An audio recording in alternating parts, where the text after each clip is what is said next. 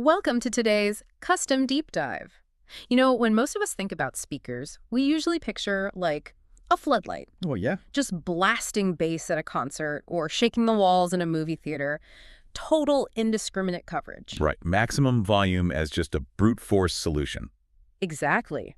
But today, our mission is to look at a totally different approach. We're examining a detailed product page from HDTVSupply for the QSC AD-S402T-WH Columnar surface mount loudspeaker. A very long name for a very specific tool. Right. And we really want to decode the technical specs to understand exactly what makes a $465 commercial speaker function. And, why you should care about the hidden audio engineering all around you. Because if you look up at the vaulted ceiling in a massive, echo-heavy train station, a floodlight approach there just creates a wall of muddy noise. It's awful. Yeah, you don't need a floodlight. You need a laser beam. A laser beam engineered specifically for the human voice, which makes sense when you look at the use cases mentioned in the source transportation terminals, courthouses, lecture halls. Yeah, those are some of the most acoustically hostile environments on Earth. The overriding goal here isn't booming music. It's vocal intelligibility. Right, slicing through the ambient noise so you can actually understand your boarding call. Exactly. And it achieves that using four 2.75-inch treated paper cone woofers. They operate on a specifically tuned frequency range of 110 hertz to 20 kilohertz. Wait, so they're intentionally cutting off all the super low, rumbly bass frequencies? Oh, absolutely. Anything below 110 hertz is just gone. Yeah. Because bass waves bounce everywhere, turning a cavernous room into an echoing mess. Right. So by stripping those out, spoken announcements just punch straight through the room's natural reverb. Okay, I do have a practical question, though. Looking at the build, it says the cones are made of paper. Hmm. Wait, if the cones are made of paper, how does this thing survive in an outdoor train station without just disintegrating the second it rains?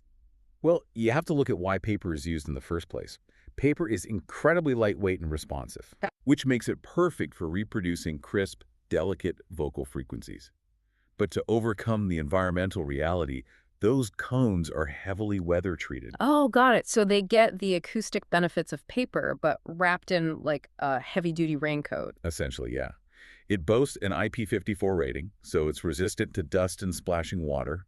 It's housed in rugged powder-coated aluminum with stainless steel hardware, UV inhibitors. Wow, they really armored this thing. Oh, yeah. They even engineered a sealable input wetter cup to keep any trace of moisture completely away from the sensitive wiring. Okay, let's unpack this then. Knowing it can survive the environment, how does the inside actually distribute that sound so effectively? It relies on what's called a proprietary PTT network. Which does what exactly? Well, it ensures consistent sound and directivity control. So rather than just pushing sound straight forward, the dispersion angles actually vary dynamically depending on the frequency. Wait, really? It dynamically changes the angle? Yeah, literally steering the audio exactly where the human ear needs it to go. And to power that across, say, a massive airport terminal, they use low loss, low saturation 70 and 100-volt transformers. Okay, kind of like long-distance electrical power lines. That's a perfect analogy. High voltage carries the signal efficiently across huge distances before stepping it back down. It's capable of handling 60 watts on a 100-volt system or 30 watts on a 70-volt system. And the specs also mention a 16-ohm low-impedance bypass. Right. That's just for more versatile, shorter-run installations.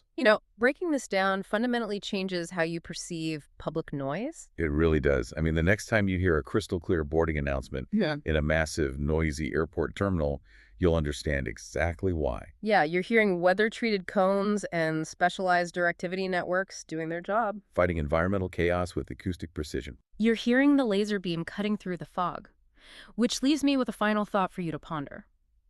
If commercial speakers are engineered with this level of hyper-specific directivity to cut through chaotic public noise, Which we know they are. right, how might this laser-focused acoustic technology eventually be adapted to create customized, isolated audio zones within our own chaotic living rooms? Oh, wow. Right. Imagine one person hearing the TV and another hearing music all from the same speaker without any of it bleeding over. That'd be incredible. Something to think about. Keep listening and keep looking for the lasers.